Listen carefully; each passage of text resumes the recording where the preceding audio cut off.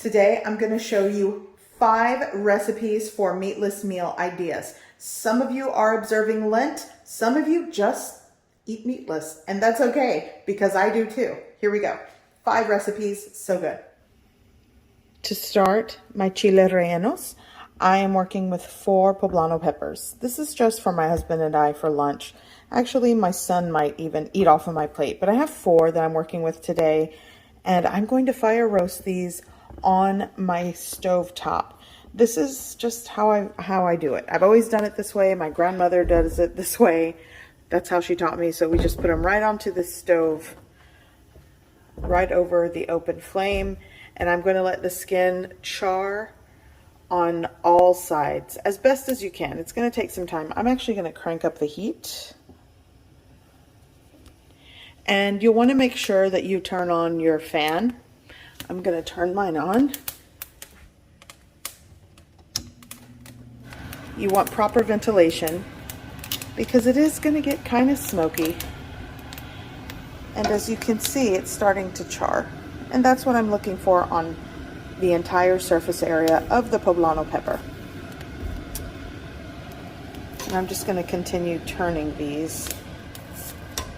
There we go.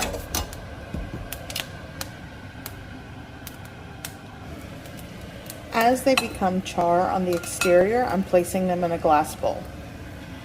So this is another one that looks done. Yeah, for sure. Going in my bowl. I'm going to shut off the heat here. This one is done. This is the last one. Charred very nice. Okay. So now I'm going to shut off this. So I'm going to take some plastic wrap.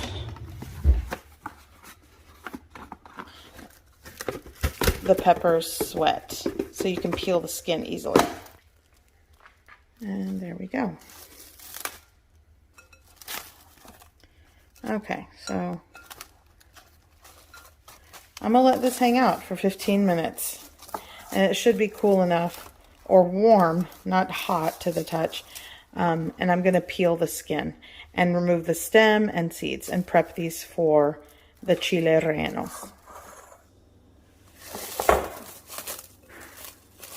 Okay, so now it's time to peel these. And I'll show you how easily the skin comes off when you char and let them sweat. So I'm just going to, oops, and this one actually, you got to be careful. This one kind of split open. So that's where I'm going to create the opening for this one because it's already there. So you'll just want to keep peeling the skin. You could scrape things with like a spoon or, you know, a napkin, a paper towel, kitchen towel. Okay, so my chile poblanos or poblano chilies are already clean. So I'm going to add all-purpose flour, like a ½ cup, to a baking sheet. I'm going to add just a little pinch of salt. And this is what I'm going to coat the poblano peppers with, the roasted peppers, so that my egg mixture adheres to them. Okay, so these are cleaned, and this is what I'm filling it with. I did not have block cheese. Well, I had a little small block of cheese, so I grated it. It was mozzarella, and I had some queso fresco. That's what I'm filling my Chile Rellenos with today. So as you can see, I removed the seeds carefully. I did a really good job with this one, but you see how there's like a hole back there? It happens with these. So what I'm going to do is just take my cheese, and it's going to be messy. I'm going to try to let's see if I do that, and fill the center with the cheese. There we go. And you know, if you have a good melty cheese, typically that's what you want to do, and it's easier if you cut it into blocks, but this is what I'm working with today. Okay, so I'm going to continue filling these, and I'm going to show you how I enclose them. Okay, so I've already enclosed these, but I'm going to show you.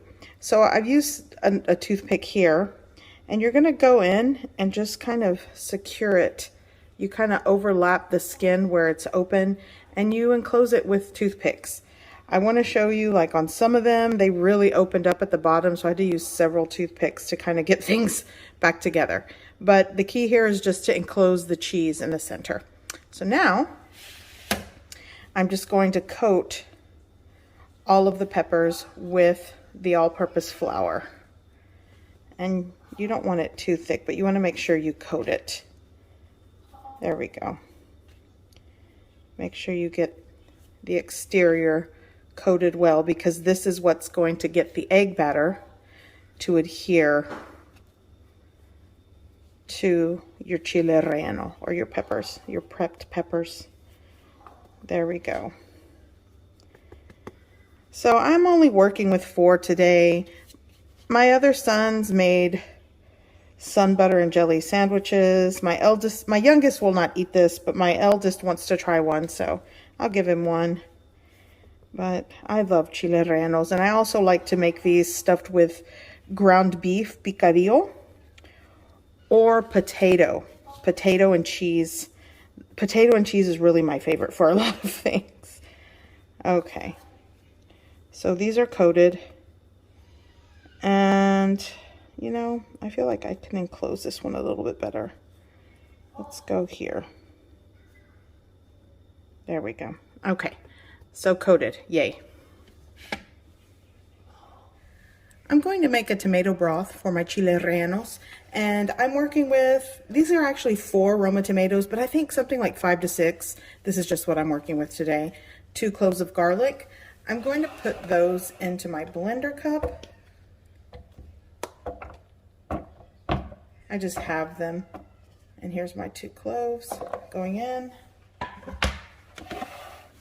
Here I'm working with whole cumin seeds, black peppercorn, and like a 1/4 teaspoon or pinch of dried Mexican oregano. And I'm just going to grind and crush this first to give it a head start. Now I'm going to add that into my blender cup. I've already added 2 cups of water, and I've added a tablespoon of tomato chicken bouillon powder. You don't have to use this. You can just go with natural chicken stocks or broth, 2 cups if you prefer, and then just add salt to taste. So now what I'm going to do is cover this and puree.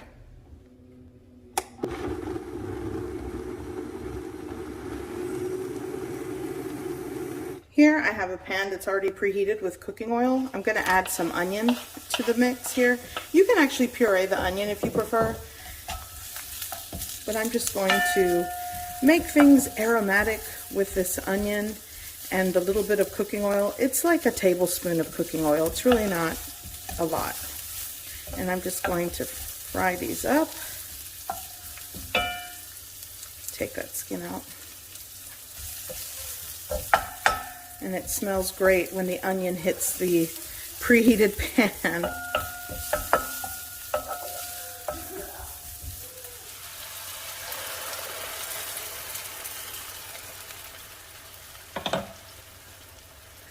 I'm going to add a little bit of water, like maybe 3/4 of a cup, into the blender cup, kind of swish it around and pour it into the pan. So essentially you're working with almost 3 cups of water. I actually think 3 cups of water works for this. So now I'm just going to let this gently simmer for about 10 minutes and then just keep it warm until I'm ready to use it.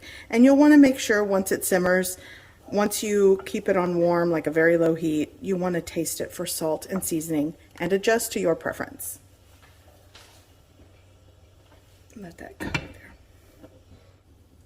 Now it's time to prep the egg whites. So I'm going to separate, I'm going to put the egg whites in a large bowl and the yolks here in a small bowl.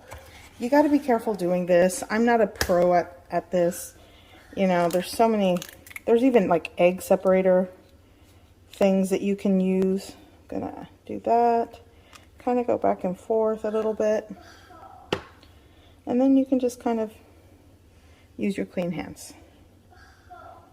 There we go. And then this is going to go into my bowl there. Here, method that you prefer. Back and forth. Try not to break the yolk. Okay, boom. Orderly. I'm going to Beat these until stiff peaks. Here we go.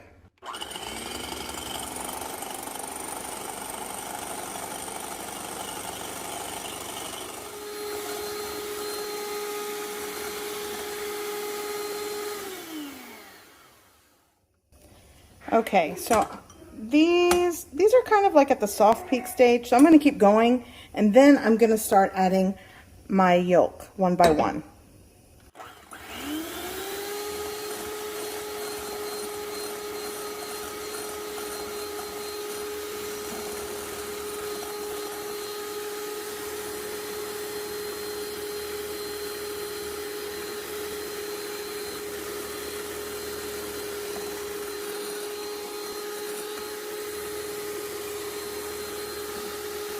Okay, this is ready. And at this point, you kind of want to work quick. Here are my prepared chilies. I'm laughing because my son is just having a ball over there. So these are prepared. They're floured, ready. Here's my egg white mixture that's very fluffy. And then here I'm preheating cooking oil. I just have kind of like this shallow pan with cooking oil. And now, let's see. It kind of bubbles around the wooden spoon. So yeah, this is ready. So here we go. I'm going to do this one-handed. I do these all the time. Let's see.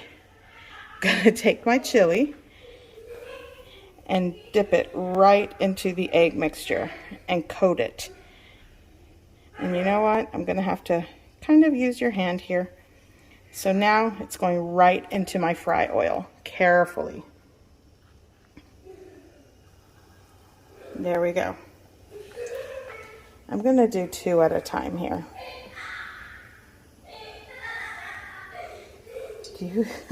Do you hear my son? He is, I don't know what he's watching, but he loves it. Okay, so into the batter here. I'm going to coat it. And the rule typically is per Chile Relleno or poblano pepper, you use 1 egg. So, let's see how this one goes. Right in there. There we go. And I'm going to let these fry and get golden brown on the exterior. So you can kind of push the oil and kind of gently expedite the frying process here. But you want to make sure that you get this golden brown fried exterior. These are my favorite.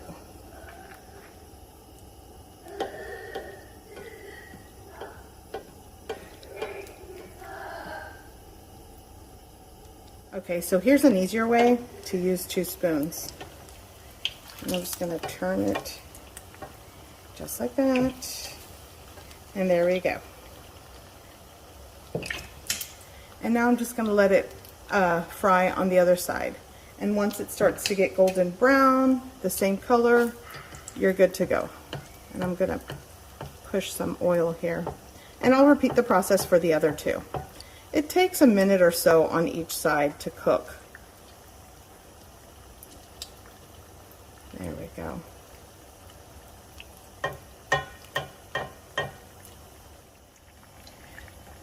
Okay. So I'm going to carefully lift this one out of the pan. I'm going to let it drip a little bit. And now we're going to go over to the baking sheet with paper towels. And I'm going to do the same thing for this one. This one came out really good. Okay, gonna go in and get the same, do the same thing carefully with this. I'll let it drip a little bit. And then let's take it over to my baking sheet carefully. Okay, so here's the last batch. Gonna go in and make sure these are coated. You can use your hands, they're clean. And now we're going to take it over to my fry oil. There we go. Let's go with another one. And let's get this one in. And you see the difference with a really good preheated fry oil? That's why I need to follow my own advice. Make sure that it's properly preheated. Here we go. I'm going into the pan. Here we go. That's it. And if you want to coat a little more, you can.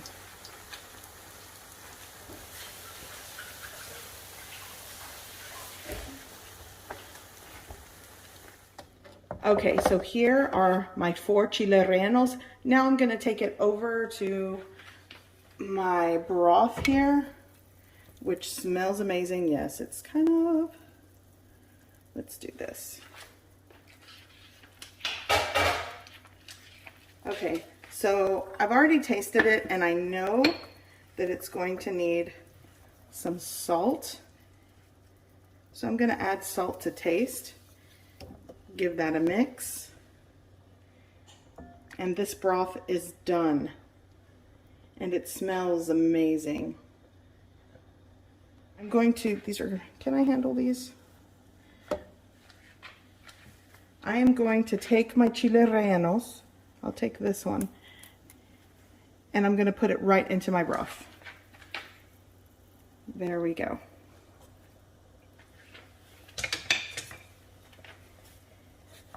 And these are best served with like rice on the side, a Mexican style rice. Oops. There we go. And one more. Let's see, can I get this one? Here we go. We're going to put that right over here. There we go. So now what I'm going to do is just, I'm not even going to put it on the top. Yeah, I guess you can. Let this simmer just for a couple of minutes because for the most part, everything's done. And this is lunch. Broth with a Chile Relleno. You can add your rice inside the bowl and it's so good. So if I only could eat one taco, it would be this. This taco is the one that I crave. No, I'm not saying I don't like carne asada or tacos al pastor. I love those. But for whatever reason, a crispy potato taco topped with lettuce, tomato, onion, queso fresco, crema, and salsa. I love it. It's so simple and easy. Here we go. The potatoes are peeled. They're still warm. So what I'm going to do is, oops, I'm going to mash them. And I don't want to add cream or butter to this. Like I said, you want to make sure they're firm and a bit stiff after you mash them so it stays in the taco once you get it into the fry oil. I'm going to season with just a little bit of garlic salt.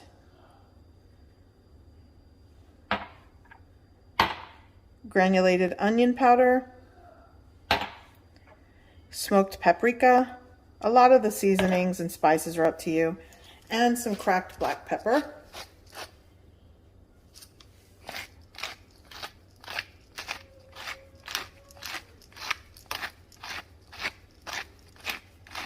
Okay. Now just mix and mash everything well.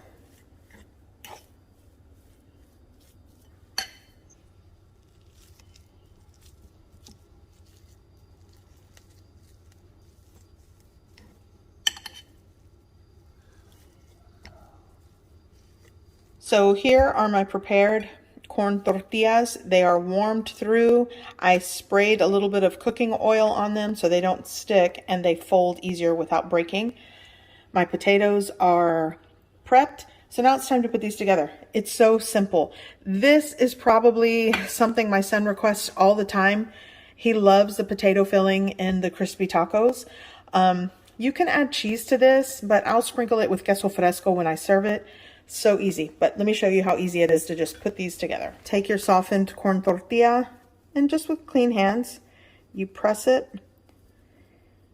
I would say at least a tablespoon and then fold it in half, just like that. And just repeat the process. These tortillas are actually really hot. I'm gonna try to work quick. Eee. And then you press it and fold it in half. And you see how it doesn't crack? That's why you want to kind of spray it or brush it with a little cooking oil, pop it in the microwave, or you can do that on the stove. I do that all the time when I'm making enchiladas. So I'm going to finish these.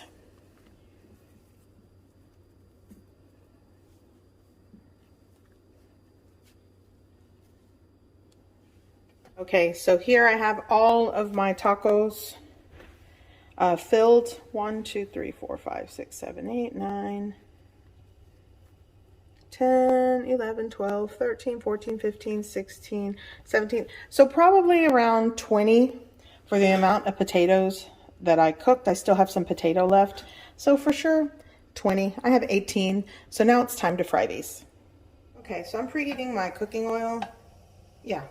So once it starts to bubble and fry around the wooden spoon here, it's ready to go.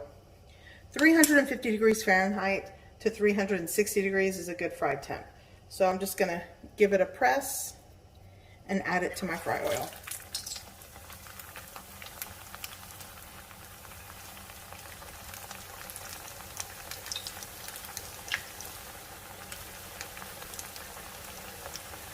Okay.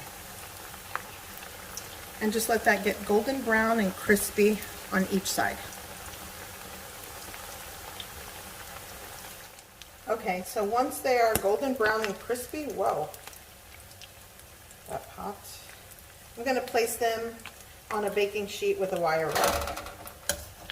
And then you repeat the process for all of the tacos.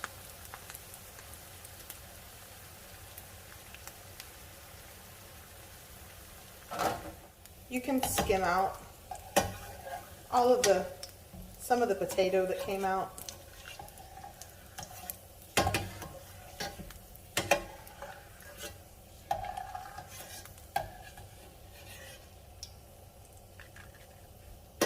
And now repeat the process.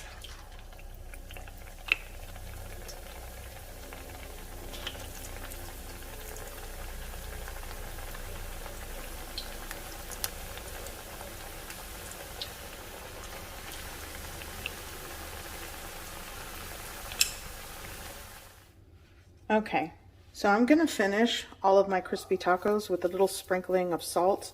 That's optional, but these are done. So now I'm going to show you how I put these together. They're so good.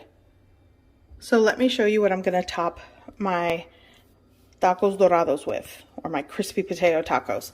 Here I have some crema or Mexican sour cream, and I kind of thin it out with a little bit of whole milk. You don't have to do that.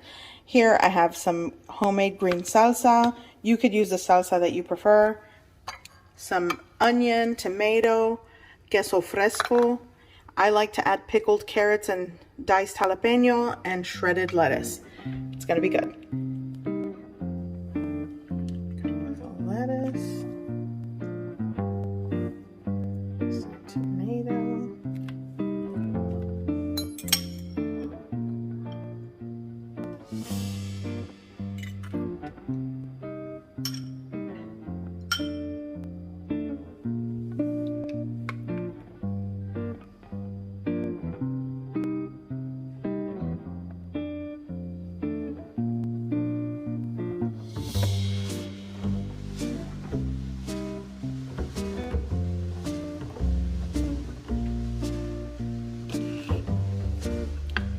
Here we go.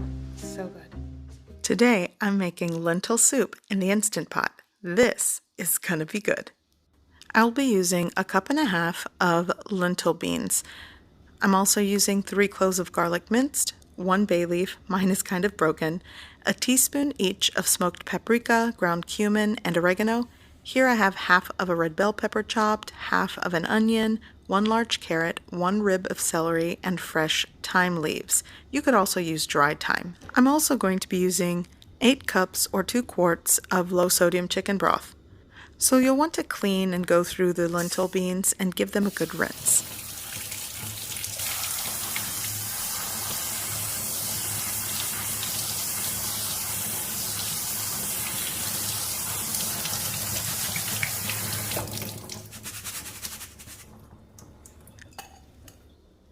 I'm going to add all of my ingredients into the Instant Pot. Lentil bean soup is very versatile. It's one of my favorite soups to make because of this reason. You could also add some sausage or ground meats to this. Sometimes I like to add smoked turkey into this. It's very good. But today I'm just going to go with fresh veggies. Now the ratio of chicken broth or stock that you use in this is up to you. I like it to be very brothy and soupy, but if you want it to be heartier and thicker, then add less broth. So I'm adding my fresh thyme, and now I'm going to enclose the Instant Pot. You'll want to make sure that it's set to sealing. I'm going to set it to pressure cook on high for 20 minutes.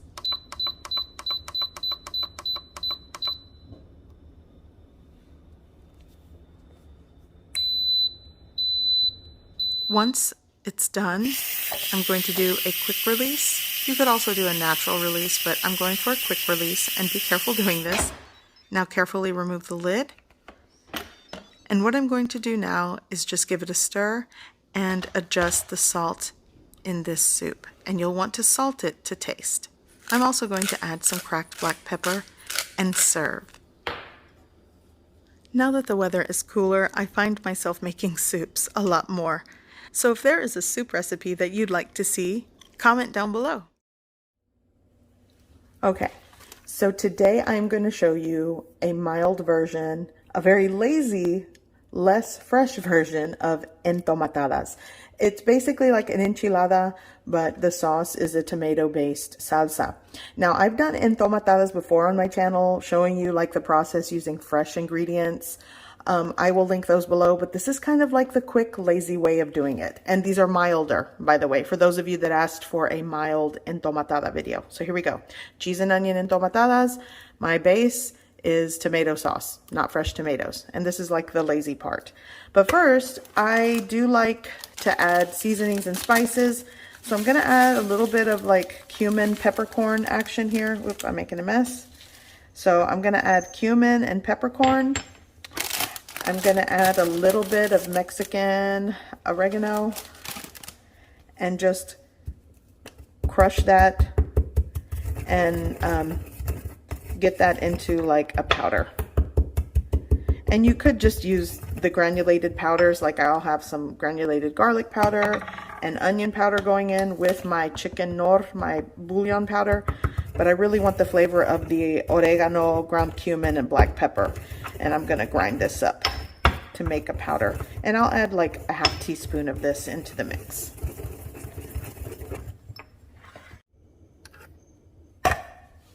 Okay, I'm gonna open my can. This is an 8-ounce can, or 227 grams of tomato sauce. And like I said earlier, this is just a quicker, lazier way of doing this. That's the way to go.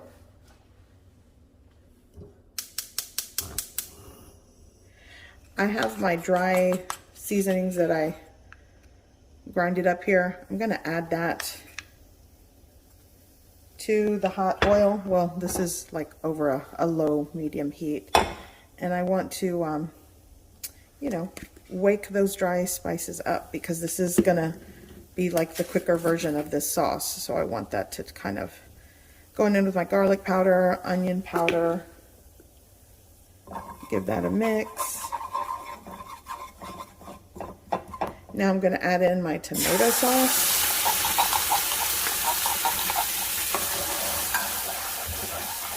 I'm gonna put that on low. I don't want it to rage out of control there. Oh, that smells good. I'm going to add a little bit of chicken bouillon powder. Start with the half, you know what, I'm gonna, like 3/4 of a teaspoon works for me. Get that mixed in there. I'm also gonna go in with, whoops, like a half cup of water. Start with like a 1/3 cup if it needs more. You don't want this too watery. You do want it kind of thick. But I added just a little bit of water to that so I can get it to simmer for a little bit. So now that I have this like seasoned, let me give you a better look here. Oh, there we go. So now that I have this seasoned, I'll let this simmer for like a minute or so. Taste it for salt. I am going to add a little bit more black pepper to it. I had peppercorns that I was grinded up with the cumin seed and oregano. But yeah, just a pinch of salt. Like I said, seasonings are to your taste. and give that a little swirl. Let it simmer for another couple of minutes and it's done. Okay, so now I'm going for the filling here. I have some diced red onion. You could use yellow onion. Sometimes I use green onion. It depends what you like, or you could just do cheese. I'll be honest, if you cannot get your hands on queso fresco, this is just a fresh, you know, cheese, use mozzarella. You know, the whole point sometimes of me doing like lazy quick type cooking, well, it's mainly because I'm lazy, but you know, there's a lot of you out there that are watching this or looking for recipes that sometimes you just can't get fresh ingredients. For example, the use of canned tomato sauce. That has a longer shelf life than fresh tomatoes. And some of you might live in food deserts where you would have access to canned tomato sauce and not fresh tomatoes. So canned tomato sauce is 100% an ingredient that you can use making these. I'm not going to judge you for it. I appreciate people that keep things authentic. This is not that recipe video. I'm sorry. Okay, so that's crumbled. And now I'm just gonna, I'm gonna add all this onion because I love onion, but if you don't, again, do things that you prefer in your kitchen or with your taste buds. So give that a mix, and this is going to be the filling. Okay, so I have my sauce. Now for the corn tortillas. These are like, I've had these for, wow, a week. These are cold corn tortillas that I bought from the store. And all I'm gonna do is, let's see here. You're going to dunk the tortilla. I'm not gonna do it with this hand. Kind of shake it off onto my preheated griddle.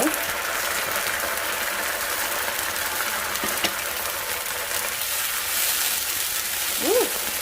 Oh, save the camera. So I lowered the heat. I'm gonna give that a flip. I like to work with 2 of these. So we're going in with some cheese.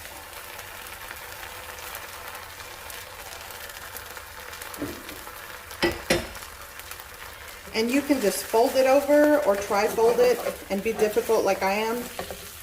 So let's see, that's one little fold. I wonder if I could do it. Nah, it's gonna go like that. There we go. And now, make sure it's sitting on the oil. I actually have a little bit of spray oil. And just kind of scoot it over. And then repeat the process. There we go, that's better.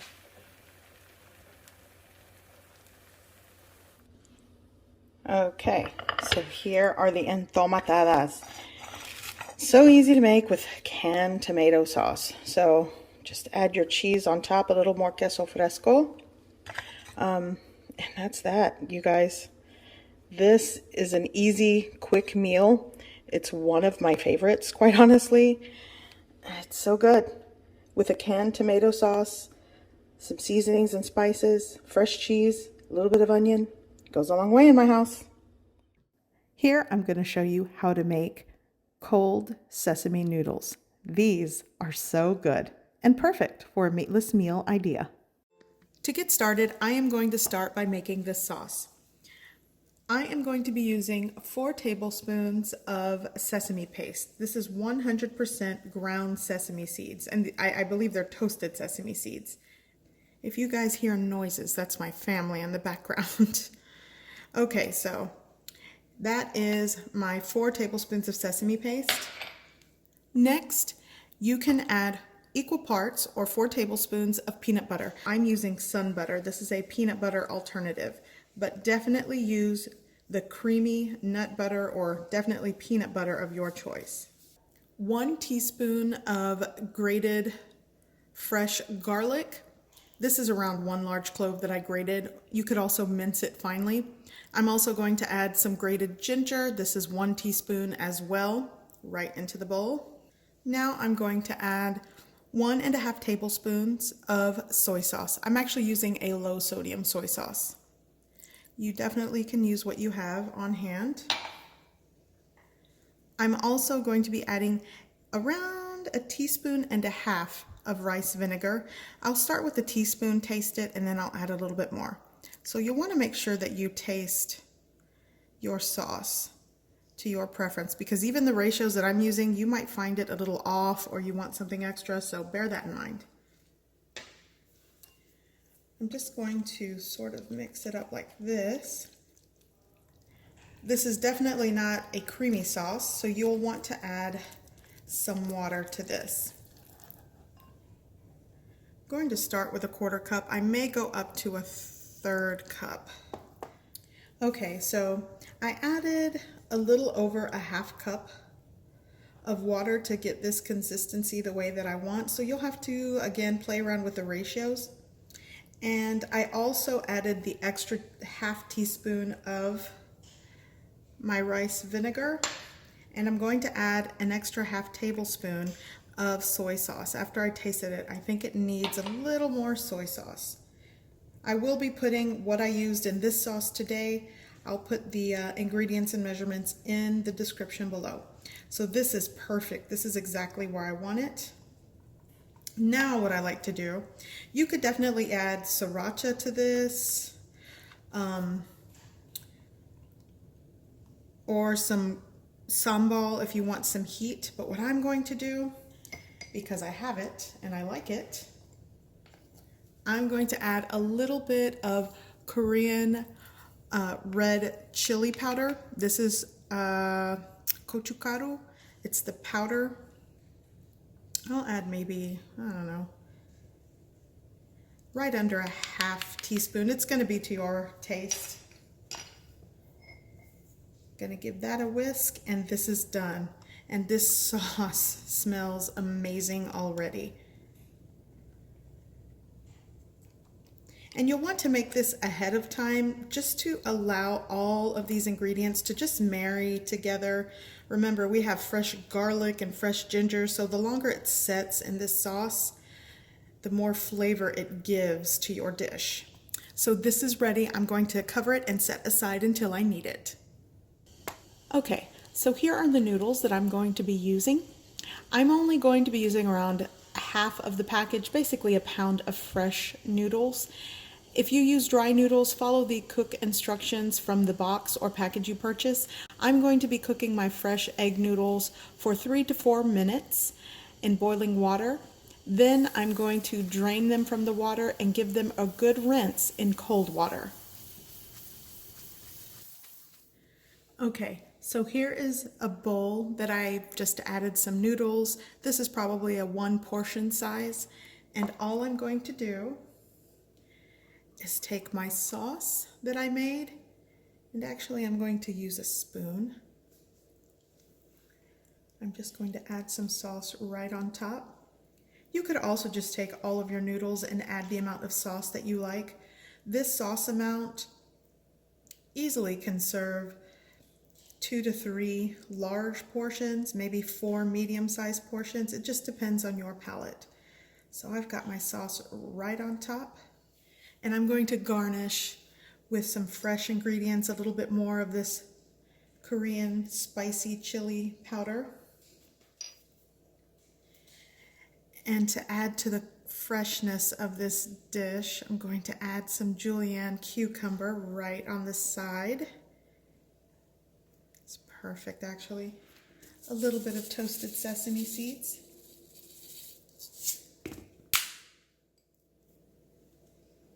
And some freshly chopped green onions or scallions.